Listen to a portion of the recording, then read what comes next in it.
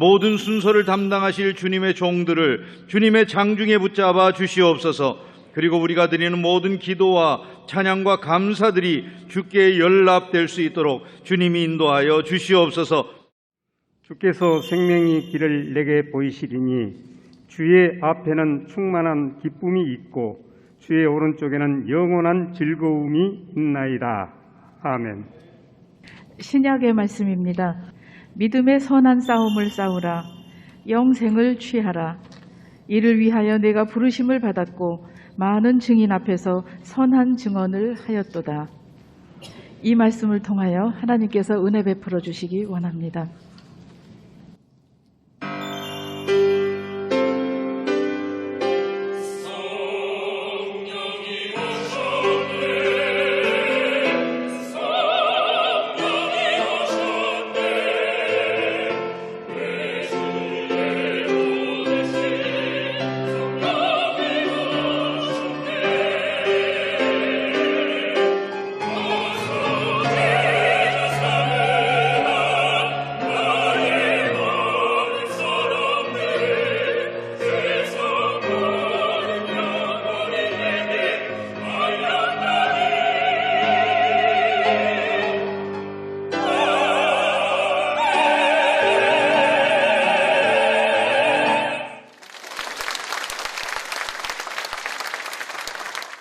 예장 통합총회장님이신 유영모 목사님께서 참된 생명의 길을 걷는 장로교회라는 제목을 가지고 말씀을 전해 주시겠습니다.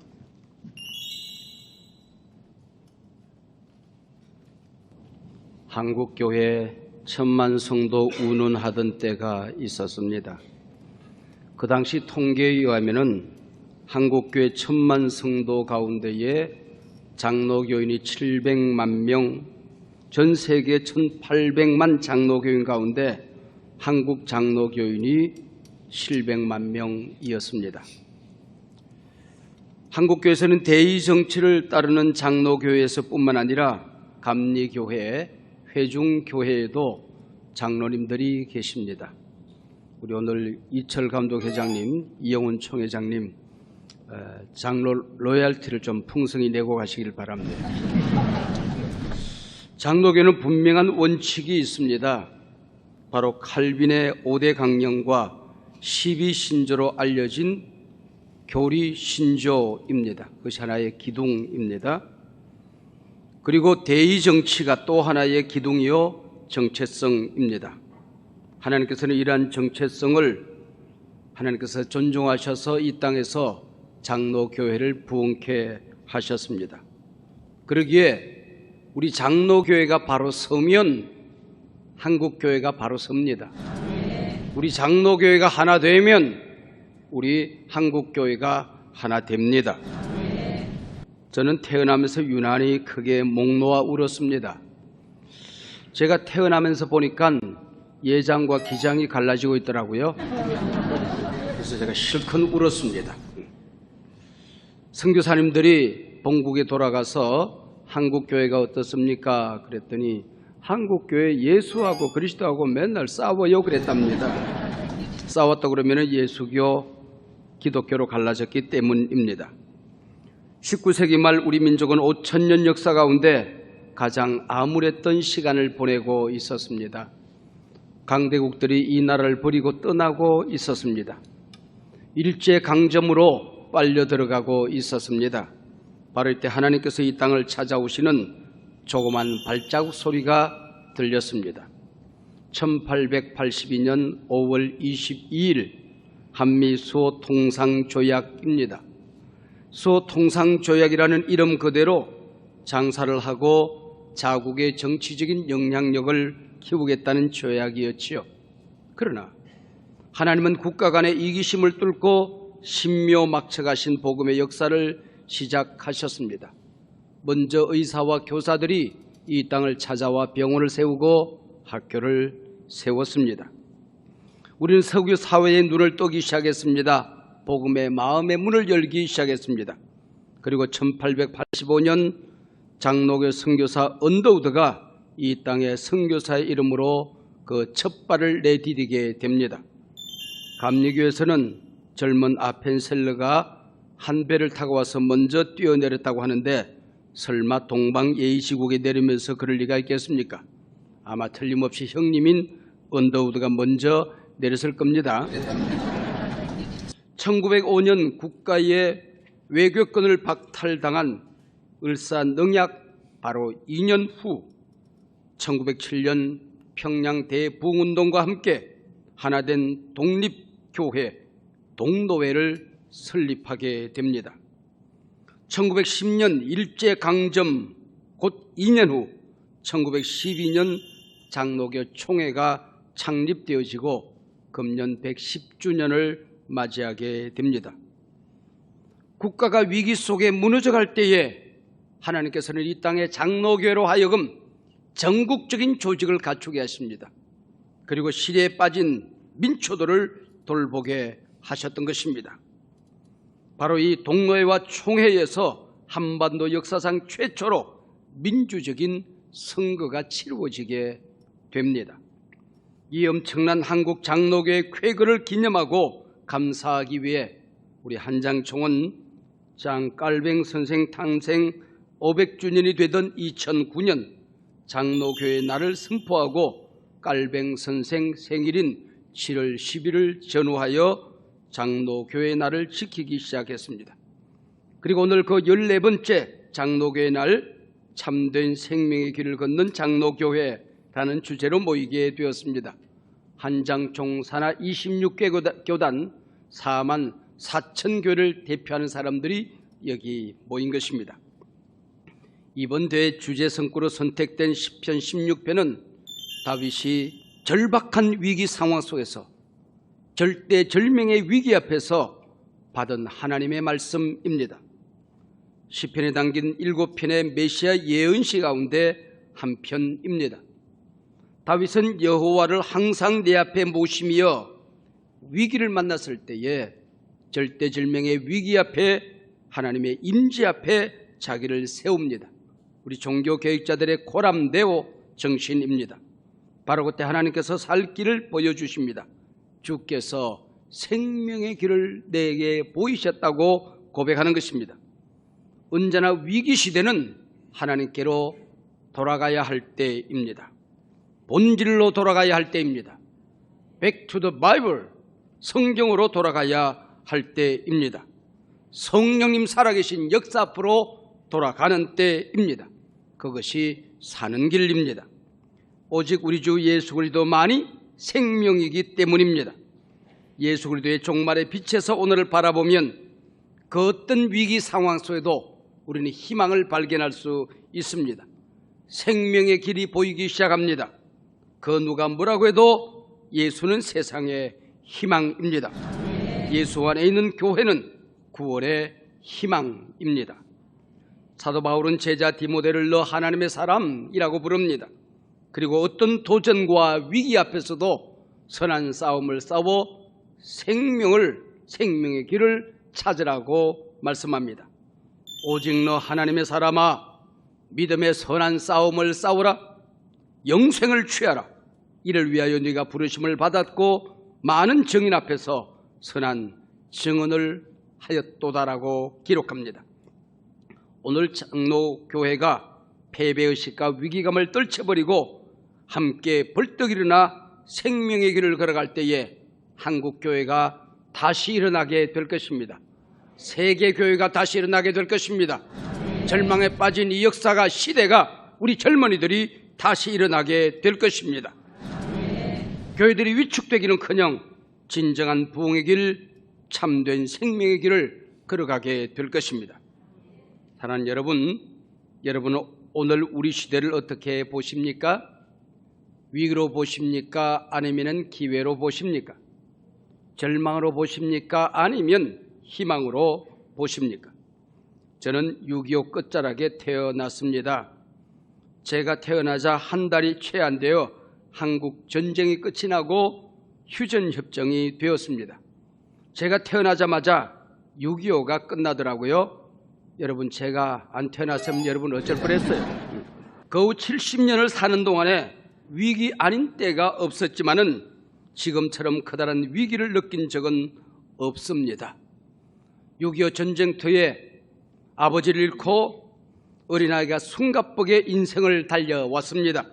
지금처럼 세상이 빛의 속도로 달리는 것을 본 적이 없습니다. 6년 전 다보스 포럼의 수장이었던 클라우스 슈밥이 선언했던 제4차 산업혁명 시대가 우리 눈앞에서 펼쳐지고 있습니다. 제3차 산업혁명 시대는 큰 물고기가 작은 물고기를 잡아먹었답니다. 그러나 제4차 산업혁명 시대는 빠른 물고기가 느린 물고기를 잡아먹는 시대라지요. 교회는 우리 시대의 작은 물고기, 느린 물고기가 아닌가 싶어 그 불안감과 위기감을 떨쳐버릴 수가 없습니다. 국제사회는 기존 강대국 미국과 치고 올라오는 중국과의 패권 싸움으로 주변 연약한 국가들이 피해를 보는 투키디스의 함정에 빠져 우리 지구촌은 사라졌던 망령 신냉전 시대가 되살아나고 있습니다. 지구촌은 육해공 어디 하나 성한 곳이 없습니다.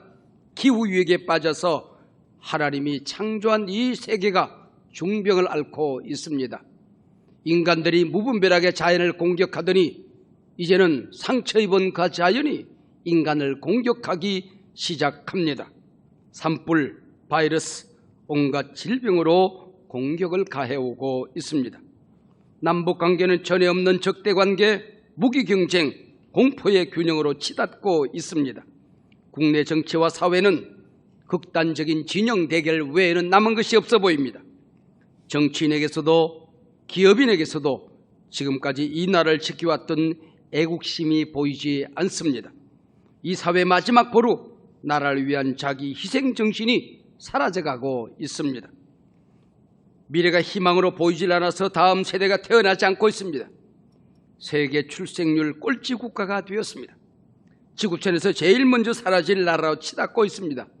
천조를 넘어선 나라의 빚더미 속에서 젊은이들이 꿈을 꾸고 일할 수 있는 기회 총량이 무너지고 있습니다. 세상은 지금 이런 전방위적인 위기 상황 속에서 묻습니다. 너희 교회는 아직도 세상의 희망이냐? 우리는 여전히 너희들을 신뢰할 수 있고 이 땅에 교회가 필요하냐? 여러분은 어떻게 대답하시겠습니까? 우리 시대에 과연 교회는 세상의 희망인가? 여러분, 누가 뭐라고 하더라도 독도는 우리 땅, 교회는 세상의 희망입니다. 믿으십니까? 백번 김구 선생이 그의 좌우명으로 즐겨 외우던 조선 후기 문신 2학년의 시 한 토막이 있습니다. 눈을 밟으며 들길을 갈 때 모름지기 흩은 걸음을 말라 오늘 내가 남긴 발자취는 마침내 후인의 길이 되리니. 우린 지금 팬데믹 이후 전방위적인 위기, 문명사적 대전환기, 미정유, 한 번도 걸어보지 않은 길을 가고 있습니다. 문제를 끌어안고 위기만 보고 있을 때가 아닙니다. 문제보다 크신 하나님이 살아계심을 믿어야 합니다. 그분이 우리를 한국교회를 사랑하는 우리의 아버지 되심을 믿어야 합니다. 내가 살고 네가 살고 교회가 살고 세상을 살리는 생명의 길을 한국교회는 찾아야 합니다. 이 시대의 생명의 길이 되어야 합니다. 많은 사람들이 우리는 지금 엔데믹 시대, 팬데믹 이전으로 돌아갈 수 있는가를 묻고 있습니다. 아닙니다. 못 돌아갑니다. 우리가 다뤄올 것은 팬데믹 이전이 아닙니다. 하나님께로 돌아가야 합니다. 성경으로 돌아가야 됩니다. 초대교로 돌아가야 됩니다. 개혁된 교회는 날마다 개혁된다. 에클레시아 레프로만타 셈페르 레프로만다. 개혁된 교회가 날마다 새로워지는 그 개혁교의 출발점으로 다시 돌아가야 할 때입니다. 성공신학, 번영신학, 교회 성장 지상주의, 물량주의를 자랑하다 무너진 그 자리가 아니라 공적 복음, 공공교회를 인정해야 합니다. 교회의 주인은 우리 주 예수 그리스도 한 분이십니다. 복음의 주인도 그 한 분 예수 그리스도이십니다. 우리는 그분을 부끄러워하지 않습니다. 복음을 부끄러워하지 않습니다. 그 복음만이 구원을 주시는 하나님의 생명이 되기 때문입니다. 일제강점기 미국 장로교회 장로였던 윌슨 대통령의 민족 자결주의는 전 세계 자주 독립에 위대한 영향을 끼칩니다. 특별히 하와이 한인교회, 상하이 한인교회, 그리고 동경 YMCA 젊은이들을 거쳐서 드디어 3.1 독립 만세운동으로 번져갔습니다. 윌슨 장로님의 선언과 함께 4,000년 동안 왕이 주인이던 군주국가였던 이 나라가 국민이 주인은 자유민주국가 대한민국이 되었습니다. 3.1 만세운동을 준비하던 장로님 난강 이성훈 선생은 한국교회 지도자들 찾아가서 한국교회 지도자들이 만세운동을 주도해 줄 것을 요청합니다. 그때 한국교회 지도자들은 복음을 전하는 목사들이 사회운동에 참여하는 것이 옳은가를 고민하고 있었습니다. 이때 남강 이성훈 선생은 자리를 박차고 일어나 일갈합니다. 나라 잃은 놈들이 혼자 예수 믿고 천당 가는 게 복음입니까? 온 백성이 지옥에 살고 있는데 천당 얘기만 하는 게 기독교입니까?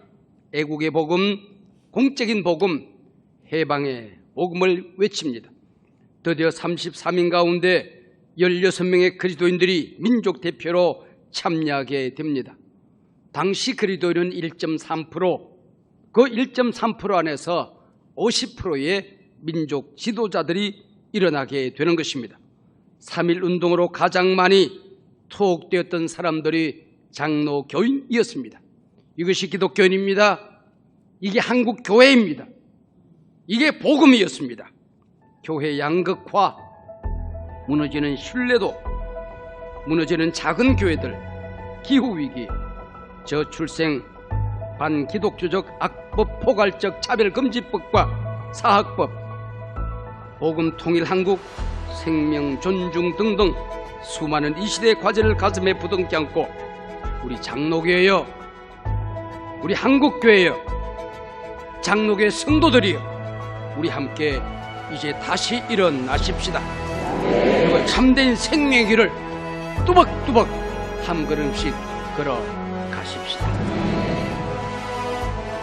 네, 제14회 한국 장로교회 날을 맞이하면서 자랑스러운 장로교인상 시상식을 갖도록 하겠습니다. 먼저 목회 부문 최영남 목사님이십니다. 예장통합 총회장님을 역임하셨고 본향교회를 심하셨습니다. 2022 자랑스러운 장로교인상 목회 부문 성명 최영남 목사, 소속 대한예수교 장로회 총회 통합 본향교회. 목사님께서는 1980년 광주 본향교회에 부임하여 한국교회와 한국사회의 화해와 용서, 치유와 상생을 통해 복음의 외연을 확대하고 소금과 빛의 사명을 감당함으로 목회 부문 자랑스러운 장로교인상을 드립니다. 예, 큰 박수 부탁드립니다.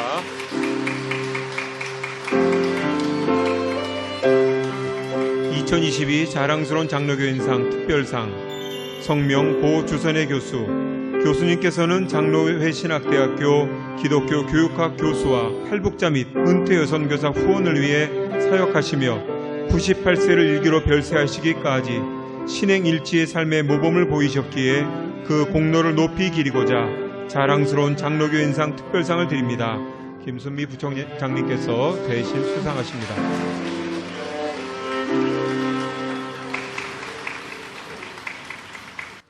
비바다 한 몸이루 지성으로 준행하세.